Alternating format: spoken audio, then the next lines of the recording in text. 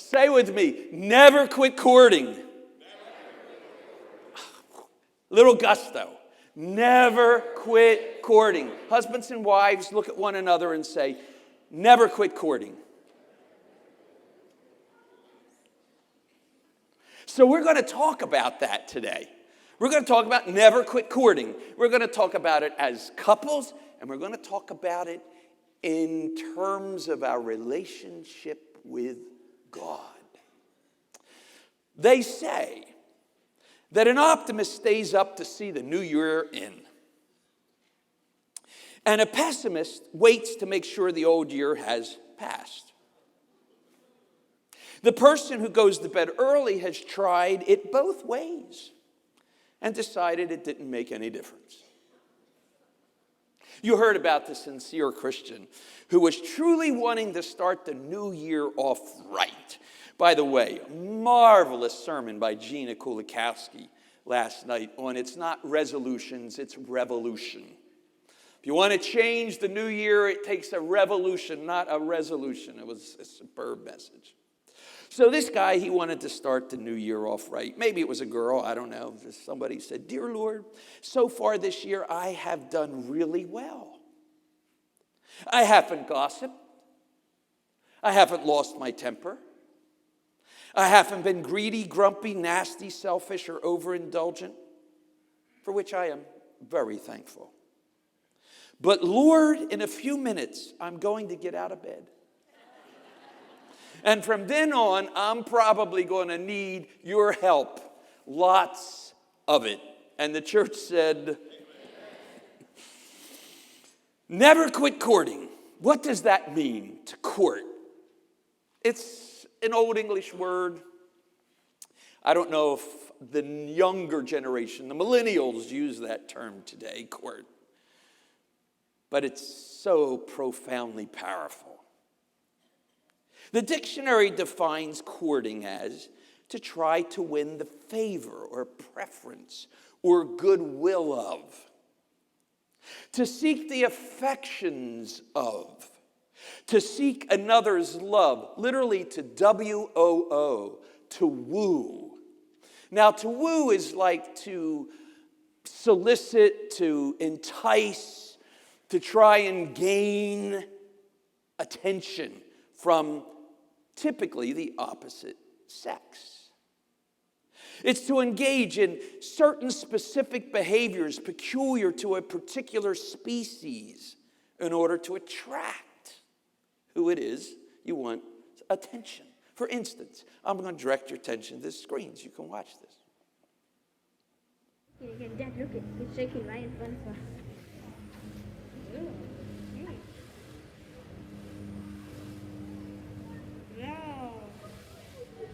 He's like, why aren't you looking? Nice and cagey, bro.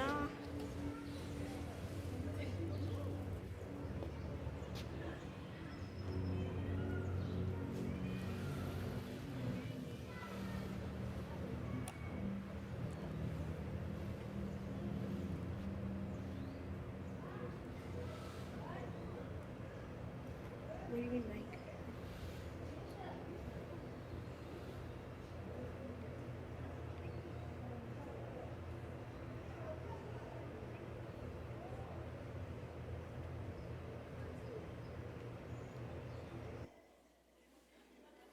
I guess she wasn't interested.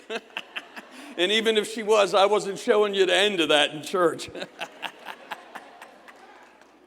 That's what it means to court, to woo, to get attention, to solicit from the opposite sex. Seriously, think about what you did when you were trying to woo your spouse.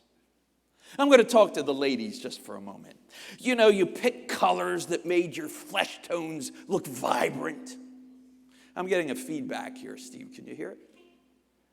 1, 2, 1, 2. We got it? I usually don't wear a jacket, so you're getting you got it. All right. You made sure that you were wearing the outfit that accented those. Never mind. You know exactly what I'm saying because you did it. Ladies, you did it. You washed and fixed your hair all fancy like. You ordered a salad and grilled chicken when you went out to eat. And really what you wanted was mashed potatoes. You know, chicken marsala with oil and lemon and mushrooms. And then a nice piece of cheesecake with raspberry on the top. You weren't doing that. This was your first date, man. You were impressing. And after the date, you sent this sweet little text telling him how much you enjoyed the evening. And if he'd like, you would do it again. Remember those days? And guys, you know, you're getting ready to go out. You say, oh, man, I got to do my push-ups and my sit-ups. I want her to see my triceps. Yeah, baby, look at that. We're right across from the table. You washed your car inside and out. You polished the rims and you glossed the tires. You even ironed your shirt and shined your shoes. You hadn't done that in years.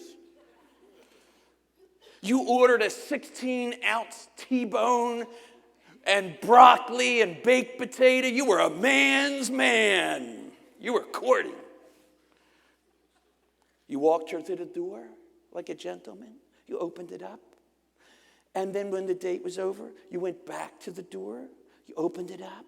And when you got home, you're thinking, how should I close the evening? I could shake her hand, but that's just a little too stiff. I know what I'll do. I'll just give her a little kiss on the cheek. No more, no less. I'm a gentleman. I am courting. I am wooing. You're thinking about all of that. The next day, you sent flowers to her workplace with a short little note saying you had a great time. You wanted to impress. That male peacock wanted to impress. He was courting. You wanted to impress. You paid for the meal and left an overgenerous tip. Your conversation was about her and her family, not about you. It was all about her. Both of you were dating to impress. It was all about the two of you. No one else existed. In fact, you didn't want anyone else to tag along. You weren't double dating, man, because the guy talks to the guy and the girl talks to the girl. This was just you and her and you. You were courting.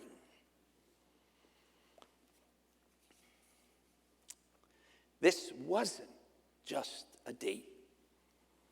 This was about the possibility of a future together. Getting to know one another couldn't take place with another couple present. So I thought, I'm going to Google the word courtship. And I did. And there was this site called Wiki How to Do Anything. There it is. Wiki How to Do Anything. So we'll take that off. I'm going to read you a little bit. He'll catch up to me in a moment. So here's what it said. Learn the difference between dating and courting. Dating and courting are very different things, especially in the modern society in which we live. Dating, a lot of times, can be very casual and done without any serious commitment. You can date exclusively, or you can date several people at a time. Many times, it's just for fun. But courting is a serious commitment that you are making to get to know a man or a woman with the intention of the relationship leading into marriage. Courtship is biblical, by the way. Eliezer, the servant of Abraham, in behalf of Isaac, courted Rebekah. Do you realize that Isaac never saw his wife and Rebekah never saw her husband before they married? Someone else did the courting. His name was Eliezer. And remember, we said that you are enticing, or you're soliciting, or you're wooing. You know how Eliezer wooed that family? He took so much wealth with him that Laban, the uncle, just couldn't say no to it. said, Rebecca, you got to check this out, man. Look at the camels and the gold around their necks. And maybe this is a decent marriage. And she went. They got married. And then there was Jacob, who courted Rachel for 7 years and 1 week. The Bible says that it just seemed like a day or two because he was so much in love. Courting. And then how can we forget Ruth and Boaz? Let's stand and read it. It's a great story. One day, Ruth's mother-in-law, Naomi, said to her, "My daughter, I must find a home for you where you will be well provided for." Isn't that how all moms think? In essence, this was her mom, It was her daughter-in-law, but this is who she had. Now, Boaz, with whose women you have worked, is a relative of ours. And tonight he is winnowing barley on the threshing floor, separating the seed from the chaff.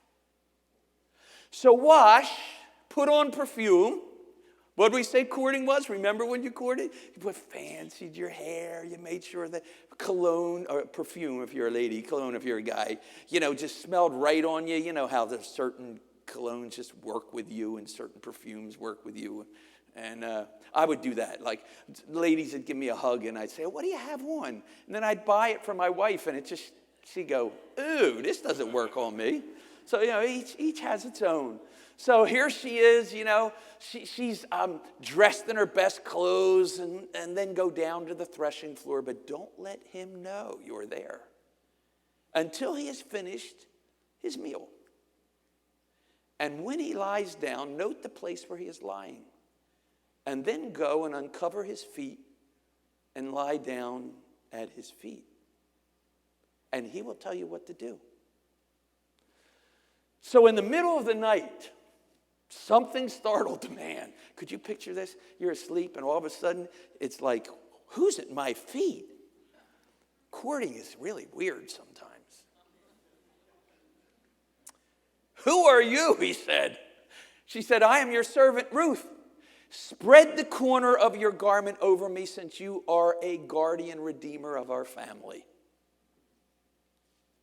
"The Lord bless you, my daughter," he said. "This kindness is greater than that which you showed earlier. You have not run after the younger men, whether rich or poor. And now, my daughter, don't be afraid, because I will do for you all that you have asked. All the people of my town know that you are a woman of noble character." So Boaz took Ruth, and she became his wife. And when he made love to her, the Lord enabled her to conceive. And she gave birth to a son. And they named him Obed, and he was the father of Jesse. And Jesse was the father of King David. You may be seated. So in our last study, I said I've never seen, saved or unsaved, a couple lose their marriage who kept the 2 great commandments for the marriage. That is to hold your husbands in awe, ladies, and men, love your wife as Christ loved the church. I don't believe you'll ever point a finger at a marriage that was lost where the wife held her husband in awe and the husband loved his wife as Christ loved the church. And I'd like to add another guarantee to a lasting marriage. I have never seen, read this with me, I have never seen a marriage lost where the couple, saved or unsaved, courted faithfully and regularly throughout their marriage. And I suggest this to every couple that I counsel. I say to them, pick a day when you court, just the two of you. Don't double date. As I said, the guy will talk to the guy, the girl will talk to the girl, and there won't be any true interaction. There won't be any verbal or emotional intercourse between the two of you. It'll be between the men and the women. And I also suggest that you pick the same day every week. As difficult as that may be, pick the same day. If it's a half a day, good. If it's a whole day, better yet. But pick the same day. No interruptions. The time is just hers. The time is just his. Do you know what that says for a day or a day and a half? It says this. It says, no one has higher priority in my life than you. The wife says that to the husband says that to the wife. No one has higher priority in my life than you. And what takes place in those few but sacred and significant hours, come on, finish it, is irreplaceable. Irreplaceable. It takes you back to those days. You remember when you were first dating, but the dating was, you had a little more interest in that. It was courting. And you would call each other up and you would talk into the wee hours of the morning. And 3 hours seemed like 3 minutes. And you had to get up to work the next day, but who cares? You were so in love that 3 hours sleep was enough. Now you go, I'm tired. Do you remember those days? Now it sort of probably looks like this. Texting one another good night. I love you, honey. You're on the computer. What happened to those wee hours of the morning? So let's talk about this in a spiritual sense. Our relationship with the Lord. Do you remember when you couldn't wait to spend time with God? Do you remember those days when you would read the Bible and an hour seemed like a minute? The relationship was fresh. It was new. In a sense, God was courting you, which he always does, and you were courting God. Remember when your relationship with God was vibrant, maybe even effervescent? Remember when you couldn't get enough of church? I mean, you couldn't serve in enough places. The pastoral staff had to say to you, I just think you're serving too many places. You're going to get burnout. You're going to wind up resenting the fact that you're in all these things. Just pick one or two of them and serve there. Remember when you always were looking for an opportunity to talk about your faith or invite someone to church? Do you remember that? Do you remember when Sundays were sacred and Wednesdays were special? If you've walked with God for any length of time, you remember those days. When your devotions were vibrant, when nothing would interrupt them. And you would pray, and tears would come to your eyes, and you would know you met with God. And today, it's sort of just a ritual that you go through every day.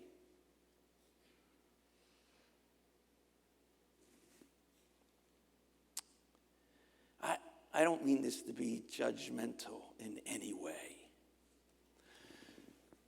But God never loses his effervescence for you. His mercies are new every morning. If you can remember when and the romance is gone, read it with me, maybe, just maybe, you've quit courting God. Forgive me for being this direct, but it's January the 1st. It's a new year. And as Gina said, maybe we need a revolution in our life, not just a resolution in our life. But I wonder, and I look at my own life. Listen, I'm not casting any stones here, but I look at my own life, and there are those seasons where I feel like prayer is just a routine. It's, I'm just going through the motions, and my worship is just going through the motions, and that inner gut that wells up within you when you meet with God just is absent. I wonder if it's because of all the distractions that the enemy puts into our lives, broken relationships and unforgiveness and people that don't do you right and all those things. And they kind of they get everything out of order, everything out of place. And so what happens to you is, instead of God being the center and the focus of our devotion, it now becomes the mess that I'm in. Are you hearing me? Maybe what we need to do has become all about our happiness rather than his happiness. Maybe that's why we've lost the effervescence. We've lost the courtship. You remember when you courted your significant other, you wanted to look your best for them. You wanted to be your best for them. It was all about them, making them happy. That's why hours seemed like minutes, and you'd rather talk on the phone than get your sleep. You were so in love. How do you keep that steam alive? How do we keep it alive? May I suggest an answer? Read it to me. Never quit courting. Think about this. Courting is about the other person. The peacock wanted the attention of the other person. Of course, he had reasons, but you get my point. Courting is about the other person. And when we have lost our fervor for God, most likely we are the ones who have quit courting. It's become about us, not about him.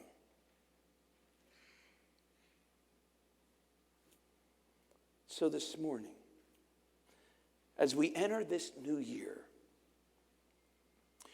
for those of us, and again, we all have our seasons, sometimes they're longer than others, when life has become about us and not about God. Matthew 6:33 tells us, seek first the kingdom of God and his righteousness, and he will add all other things. Love the Lord your God with all of your heart, your soul, your mind, and your strength, and your neighbor as yourself. And as we can live those two great commandments, then our courtship with God stays fresh, fervent, and effervescent. So for those of you this morning, for whatever the reason being, and it's not my purpose to embarrass anyone, but you've lost that courtship with God, that effervescence. Just sort of become a routine. And you want to say, this morning, Lord, this is not a resolution. this is going to be a revolution. I'm going to turn this thing around. I'm going to make a decision to choose to court you. No matter what is happening in my life, I am going to court you. You are going to be my focus. And then I'll trust that everything else will find its place. For those of you who are there, and you want that to change, would you just stand where you are? Go ahead, just stand where you are. You don't have to be embarrassed. Just stand where you are. That's it.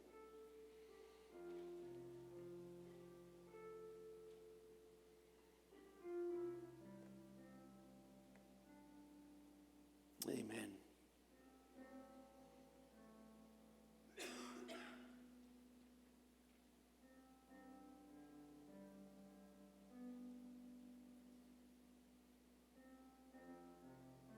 Come on, be honest with God. The victory comes in your decision to choose the court from this day forward as we enter the new year.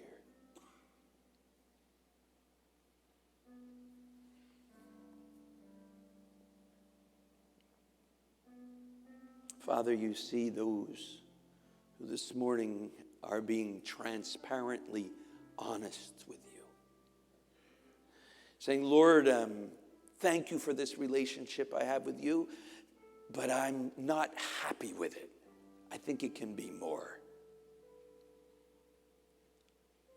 And I'm standing and asking you that in this new year, my relationship with you would be more.